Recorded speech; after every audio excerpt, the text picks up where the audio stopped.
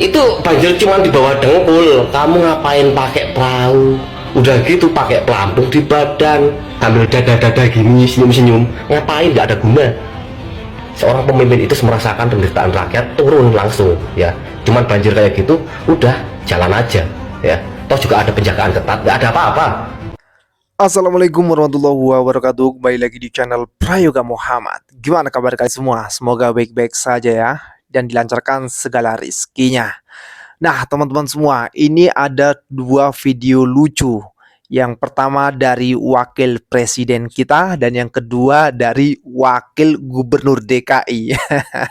Jadi ini soal banjir ya guys ya. Ya kita tahu lah ya, banjir melanda di mana-mana karena memang sekarang lagi musim hujan, dan ini tanggung jawab pemerintah untuk membereskan semuanya.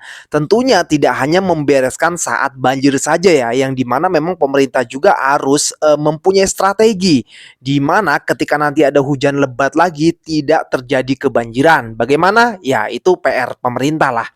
Nah, jadi teman-teman semua, karena adanya banjir, jadi Wakil Presiden Gibran Rakabuming Raka turun langsung ke lapangan, meninjau gitu ya.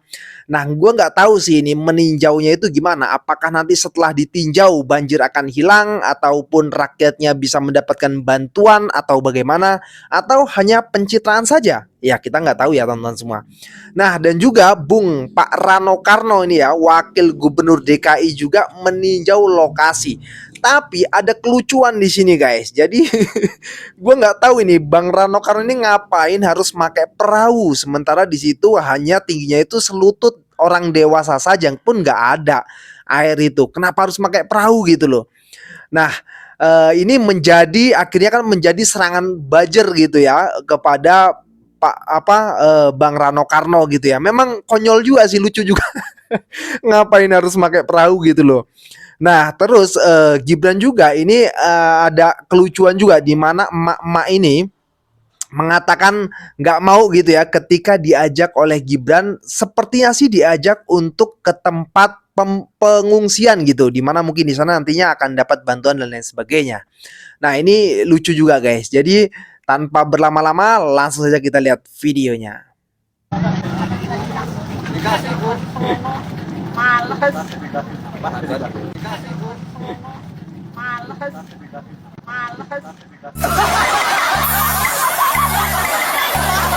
Ya Tuhan men, apa salahnya anak-anaknya idola gue men, sampai kayak begini men. Dah, kadang-kadang gue rusak, bodoh lah, salah gitu ya.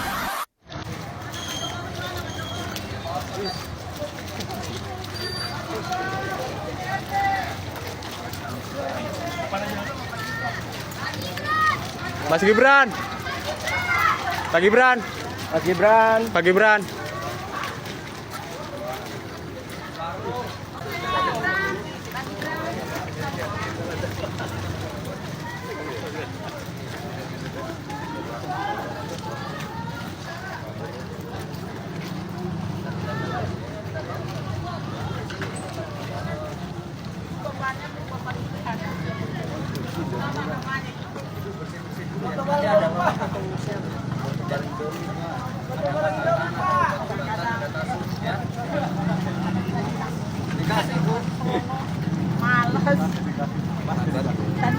ya, jadi teman-teman semua, kita melihat di videonya itu terlihat di situ ya Gibran yang sedang meninjau ya kan, dari kejauhan muncullah si emak-emak menghampiri Gibran. Nah, jadi di sini emak-emak itu mengajak Gibran untuk mungkin ya melihat rumahnya yang terkena banjir gitu ya. Tapi di situ Gibran malah mengusulkan untuk ibu itu ke pengungsian. Sepertinya seperti itu ya.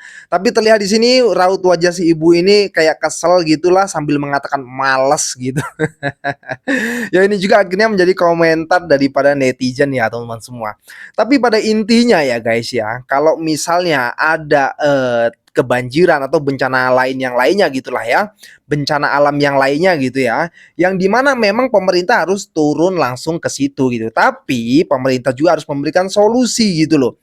Tidak hanya bantuan berupa makanan, sembako dan lain sebagainya, tapi bagaimana caranya agar tempat itu tidak terkena banjir lagi.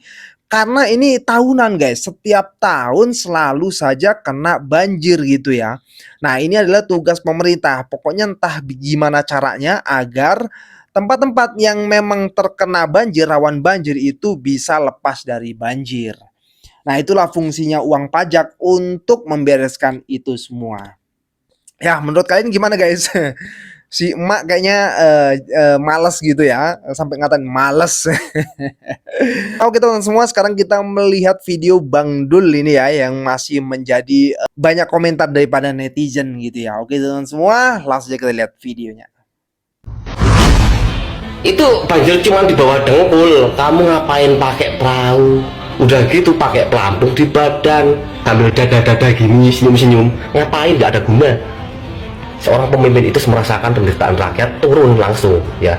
Cuman banjir kayak gitu udah jalan aja ya, toh juga ada penjagaan ketat, nggak ada apa-apa.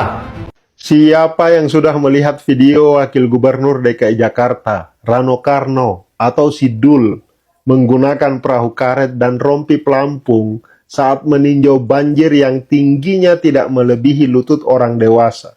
Video ini viral dan menjadi bahan bulian netizen di media sosial. Jadi gini, dalam konteks komunikasi politik, ini adalah contoh komunikasi politik yang gagal, pencitraan yang gagal.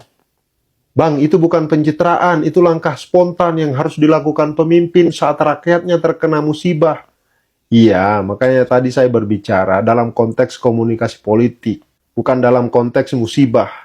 Jadi, dalam konteks komunikasi politik, semua ucapan dan tindakan politisi, pemimpin, itu merupakan tindakan pencitraan. Dan pencitraan yang baik bukan tentang kepalsuan, tetapi tentang bagaimana seorang pemimpin mampu menghadirkan dirinya secara otentik, komunikatif, dan relevan dengan harapan publik. Kita kembali ke video Bang Dul tadi. Di era digital saat ini, citra seorang pemimpin adalah cerminan dari bagaimana ia berkomunikasi, bertindak, dan menampilkan dirinya di hadapan publik. Setiap langkahnya tidak hanya diamati, tetapi juga dianalisis dan langsung direspon oleh masyarakat secara instan. Makanya strategi pencitraan itu bukan sekedar membangun ilusi kepemimpinan, melainkan tentang bagaimana seorang pemimpin menghadirkan makna dalam setiap tindakannya. Kasus Bang Dul yang meninjau banjir menggunakan perahu karet dan jaket pelampung di genangan yang hanya setinggi lutut adalah contoh pencitraan yang tidak kontekstual. Akhirnya berbalik menjadi bahan cemoohan publik kan. Erving Goffman dalam teorinya Political Communication Framing, dia mengatakan, setiap tindakan pemimpin harus dikemas, didesain dalam bingkai yang sesuai dengan realitas publik. Jika bingkai yang digunakan tidak relevan, maka alih-alih membangun kredibilitas, justru yang muncul adalah persepsi ketidaktulusan dan kejanggalan.